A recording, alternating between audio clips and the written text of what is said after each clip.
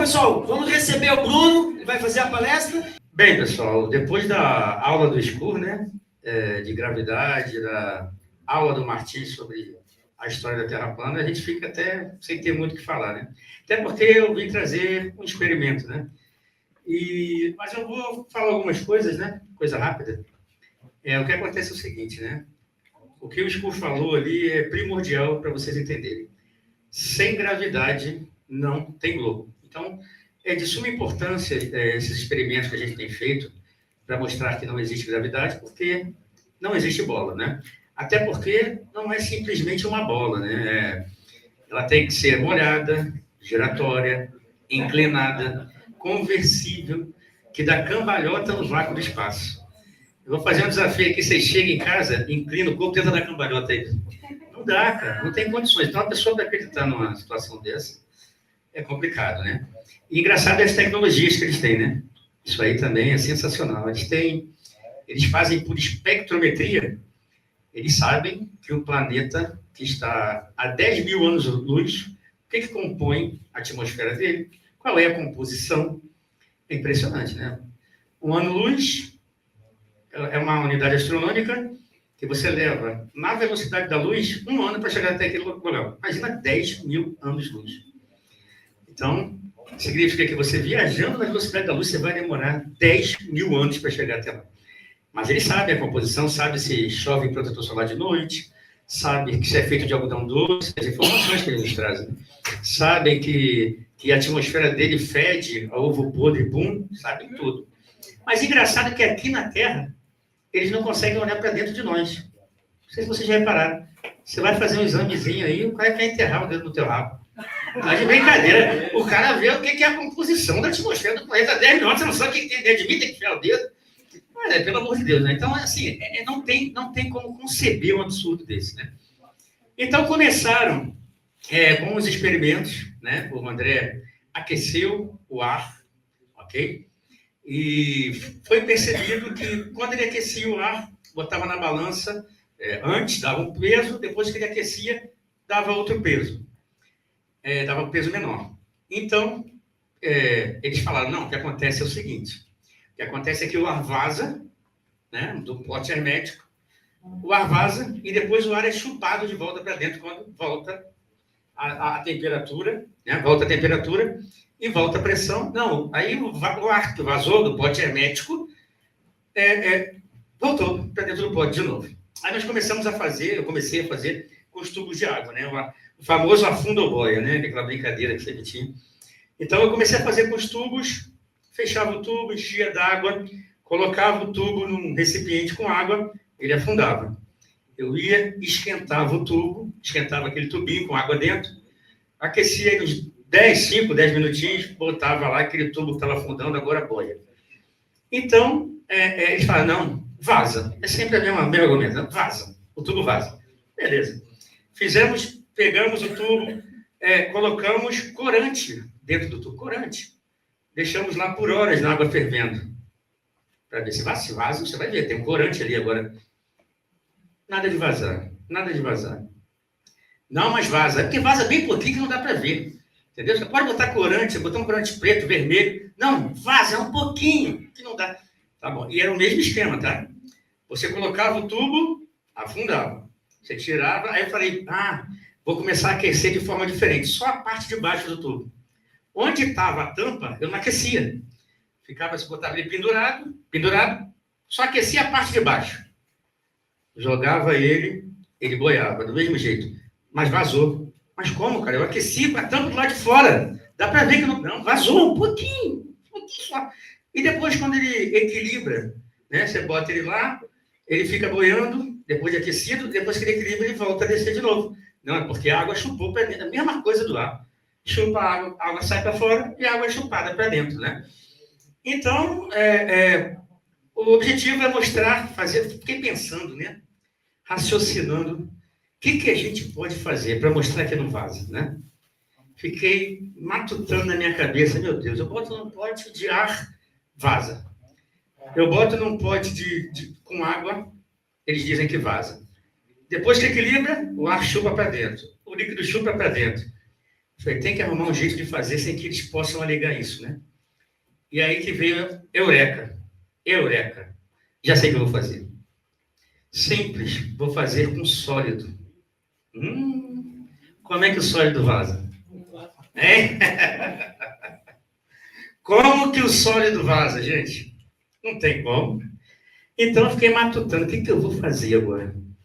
Eu vou fazer com sólido, só não sei como. E aí tem que ser algo de metal, porque aí não vai ter como. Vai vazar o que no metal, né? 5 minutinhos na água gelada, o metal vai vazar. Vai vazar o que do sólido? Então, o que eu fiz? Eu falei, já sei para quem eu vou ligar, cara. Vou ligar para o MacGyver, né? Aí liguei para o Jailson, né? Liguei para o Jailson. Jailson, a questão é essa. Se tem ar, vaza, chupa para dentro. Se tem água, vaza, chupa para dentro de novo. E se a gente fizesse com sólido, Jailson? Aí o Jailson, meu Deus, eu falei, agora, como a gente vai fazer isso? E a gente discutindo, debatendo, a gente falou, a gente juntos tivemos uma ideia, eu e ele juntos. Vamos fazer desse jeito? Vamos fazer desse jeito. E aí, saiu o experimento. Só que o experimento está pronto há semanas. Imagina a minha agonia, né, de ter que segurar até hoje. Prometi para o Edu que eu ia apresentar aqui. E aí eu fiquei segurando o experimento e já está pronto há semanas. A agonia ficou maior ainda quando aconteceu isso aí. Bota o primeiro vídeo aí. Então, Thiago, isso que você falou é até interessante. Porque por que eles não fazem com um pedaço de metal? Esquenta o pedaço de metal e vê se altera a massa. Né? Porque aí não vai ter gás escapando. As correntes convectivas também, né? Então, ainda assim vai ter as correntes convectivas, mas aí já não é, a influência não é tão grande. Né? Então você vai ter... É desprezível. É desprezível. Eles falam, ó, considerando que tem as correntes de convecção, que não são tão grandes, se a gente observar a mesma variação de massa, aí então beleza, então a corrente de convecção já não explica. E aí também não vazou gás, porque é um cilindro de metal rígido ali, né? Então, Thiago, isso que você falou é até interessante. Viu que o físico falou, que ele é o físico que o Escu chama de Felipe Fudido, né? E você viu o que ele falou? Se eles usarem metal, não tem, aí não vai ter mais argumento, porque eles são tão desonestos que eles não usam metal. Não sabia que já estava pronto há semanas. Né? Aí imagina a minha agonia agora. Eu tendo que segurar isso. Mas é isso. Agora pode passar o primeiro experimento aí, por favor, Edu. Lentamente, ok? O alumínio afunda, só que Dá pausa aí. a boia vai... Veja que o Jailson foi um gênio, que ele colocou um isopor de pesca e aqui um grande de metal, de alumínio, ok? Na hora de esquentar e resfriar, ele só vai esquentar o alumínio, tá? É o único que vai passar pelo resfriamento e pelo aquecimento. Alumínio vaza, gente? Será que vai alumínio? Pode continuar aí. É pra cima, ok? Ó, fazer tudo para não colocar a mão dentro d'água. Eu tô colocando, eu vou deixar aqui, ó, um parâmetro aqui, ó, nessa linha aqui. Ok? Nessa linha aqui do meio aqui, ó. Ó.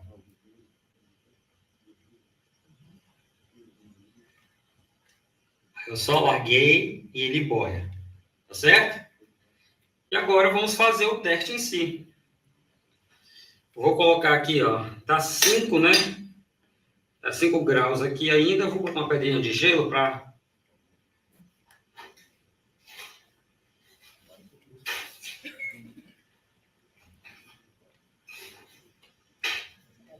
Porque quando eu esfriei tava 5, tá 5,4, mas tá 5, ok? A água tá 40 graus ali e tá boiando. O que a gente vai fazer? Nós vamos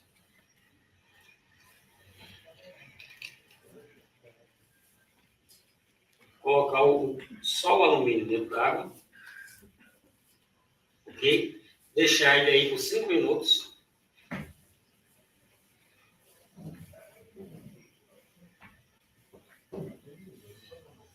Tá? E deixar ele aí, no caso, ele está retirando energia.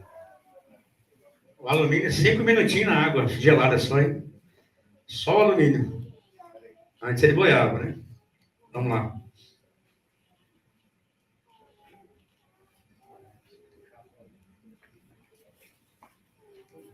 E a temperatura da água ali continua 40. É, mesma coisa, mesma coisa. 40 lá. Tem até um termômetro aqui. Certo.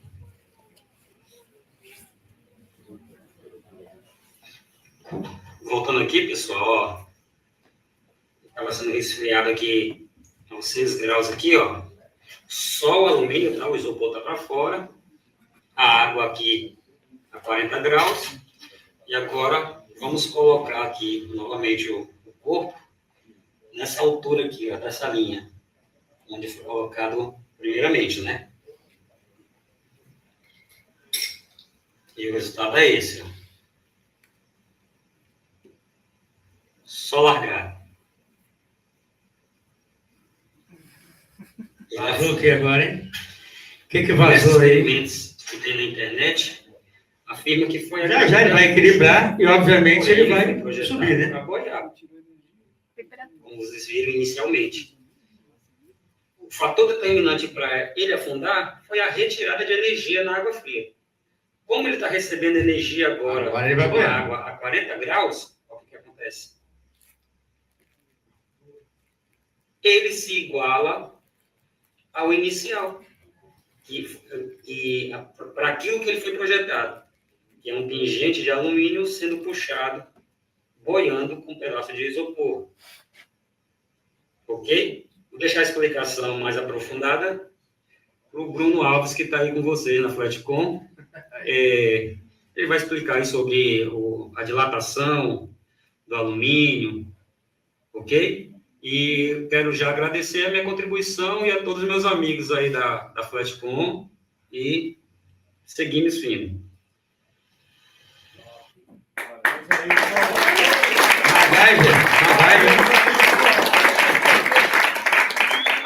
Agora ele fez o caminho inverso, né? Ele coloca a temperatura da água para o pingente afundar e depois ele vai aquecer, tá? Pode passar o terceiro.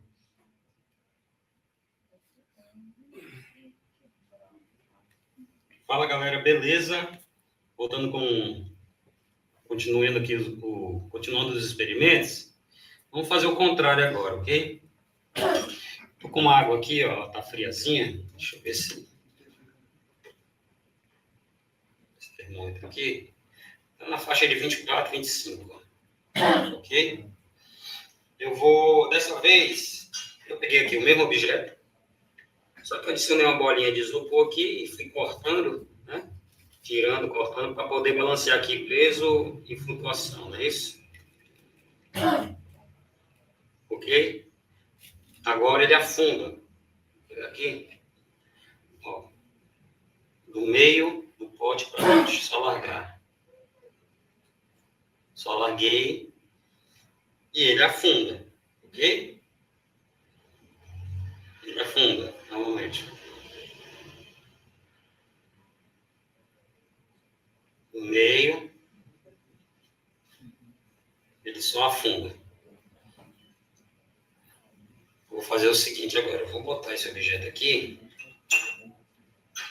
para receber energia. Deixa eu colocar aqui direitinho. Isso.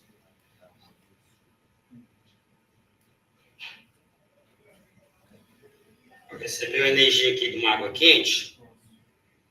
A água ferveu, então tá no mínimo aí 95, né? 95 graus. Vou botar aqui, ó, só o pingente para receber a energia, isopor para fora. Vou deixar 5 minutos aí. Para a gente poder ver o resultado, ok? Deixa eu contando aqui. Para não haver corte. Acelera o vídeo.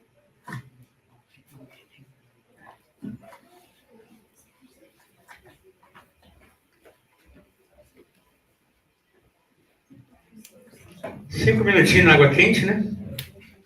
Bem simples. Antes afundava.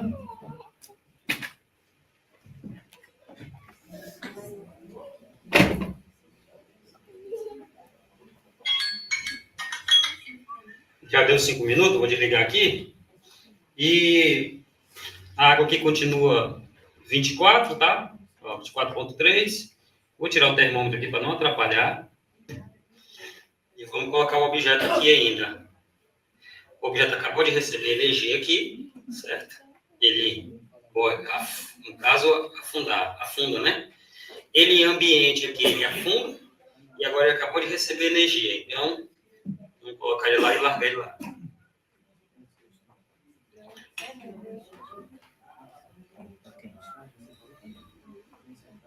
Quando larga agora, ele boia. Bota a peneirinha aqui, deixa eu ver se ele vai boiar de novo. Olha, tá boiando. Bota a peneirinha para ele não dar uma tensão superficial ali, para ele ficar embaixo da água. Porque quando ele perder a energia dele, ele vai se igualar ao ambiente. Ele foi feito para afundar. E olha o que acontece.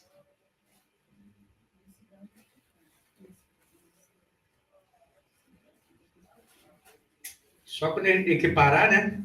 Temperatura, ele vai descer, vai afundar como estava antes.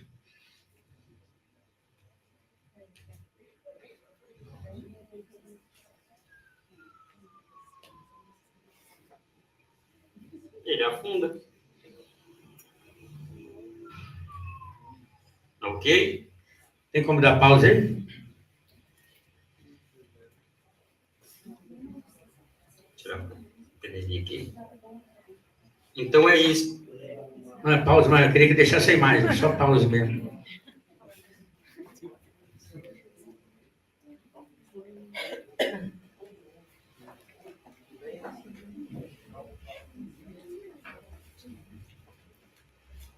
Fala, galera, beleza? Vou mais maneiro, né? Pode parar aí. Pode parar. Oi, ô. Para aí, por favor. Agora, é um exercício de raciocínio lógico, né? Quando a gente botava o tubo aqui, certo? Eles diziam, não, vazou água. E aí, ele boiava. Quando a gente botava o tubo aqui, e quando ele equiparava, né? Ele dizia, não, a água voltou para dentro do tubo. Correto? Agora, com isso aqui de alumínio, vazou alumínio aqui? Hã? Aí ele boiou.